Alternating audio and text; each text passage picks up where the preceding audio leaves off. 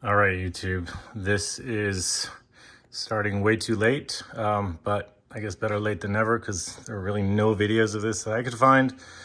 So hopefully this helps someone. This is a 2017 Audi Q7 with soft closed doors, and I have that popular issue where it says brake malfunction and soft close mechanism in the driver's door will stop working. It'll start working again after restarting the door, but I have decided I am going to replace this piece right here, which is the lock mechanism, which is supposed to fix the problem. So we will find out. I have read that a lot of people had this replaced and it worked. So I'm hoping the same. If not, next step is to replace either this module here for the door or this motor here, which is a soft close mechanism. This goes right here. So I've already taken this apart, but it is actually quite easy if you take your time and you sort of figure out what you need to take off. So I'm going to go about this in a little bit of a reverse order. I have just put the new piece in place, and basically it goes in like this.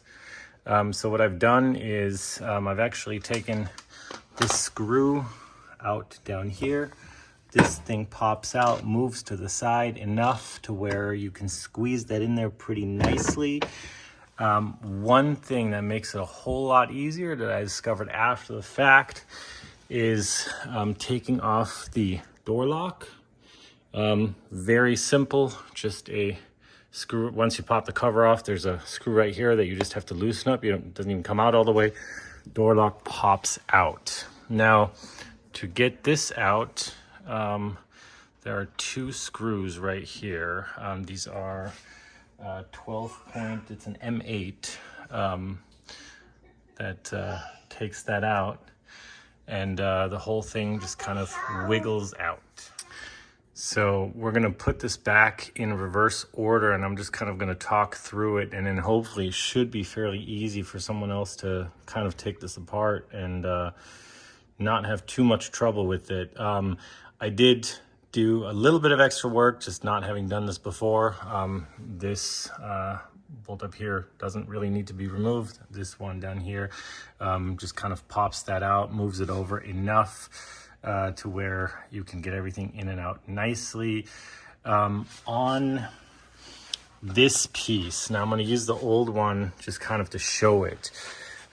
There is this piece right here that has to be moved over. This is already attached here. As you can see, it's on here as well. But there's another one of these that goes in there, and this is kind of the mechanism right here. It's very easy. There's a little pin that goes in here, and then there's a plastic piece that goes in here, and it basically turns to lock in.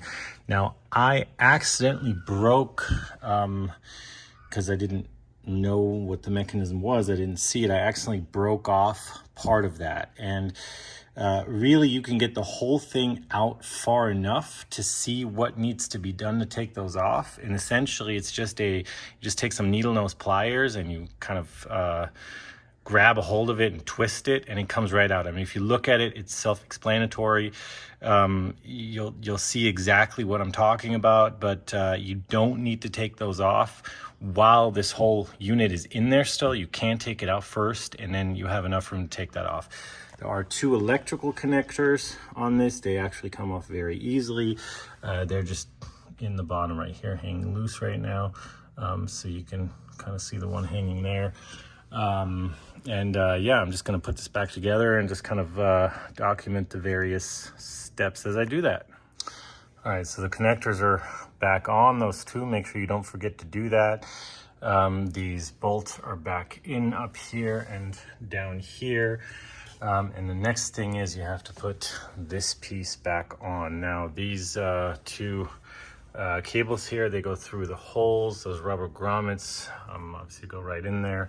Pretty self-explanatory. Just put this other one through there, and then I'll show how these attach with these little plastic, I don't know what these are, but pretty easy to do. So I'll be back and show that in a minute here. One tip here, because this was a pain, as you put this back into this sort of winding thingy here, easiest thing is to pop the ball in first and then go around and snap this back into place under these black plastic pieces here. You'll see before you take it off, you'll see exactly how it was in there, but that was a bit of a pain. So easiest thing, snap the ball in first, and then all of it should come together pretty easy. Okay, so here it is back together. Now, if you are doing this in reverse, you want to take this off. On this clip here, you have to lift the top of it away and then push it down, and it comes out. I'll show you here once. So I just lift it off and then push it down, and the whole thing just kind of comes out like that. And to put it back in, there is sort of a little half circle here that has to slide all the way down into this groove and back up like that. So now that this thing is popped back on, all these little things out, you do have to kind of pop it off. It doesn't take a lot of effort, but it won't just fall out. So that's something to keep in mind. Now, putting these back in, you just kind of put them all in like that, just sort of push them in. And then you take it's a T15, nope, T25 maybe. Let's see, yes, it's a T25, and then all you do is you just turn these until they can't be turned anymore. Don't force it. They do have a sort of a cutout. I don't know if you can see this. Yeah, you can kind of see it right here. I mean, it says exactly where this little notch is supposed to be. There's an arrow right here, and those little notches that are on these, they're supposed to line up with the arrow. So pretty easy. All right, so this is why I wish there was a video already on this, because this is the sort of trial and error portion where you put something back on and have to take it back off once you realize that there's something that you missed. And a little backstory, by the way, I had this car into the dealer twice, spent over $1,000 for them to diagnose, well, this issue, and they say they couldn't figure it out. I know a lot of you guys have gone through the same thing. Very frustrating. Anyone from Audi, you happen to be watching this, figure this out, because when I go to buy my next car, as much as I love this Q7, I mean, this is definitely something that I remember and you know, think about when it comes to the next purchase. Anyways, I am having to put this this lock back in, and the issue is this little piece that as you turn it, as you turn the lock, you know, unlocks and locks the door if you actually need to use the manual lock.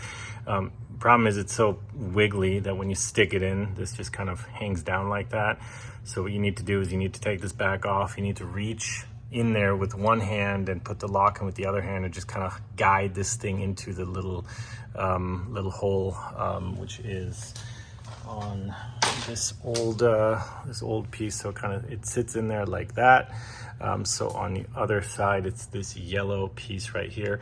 There is another plastic piece that goes over this whole thing that will come out, and it goes over this piece as well, but there's a hole in it, so it should go in there very, very easily.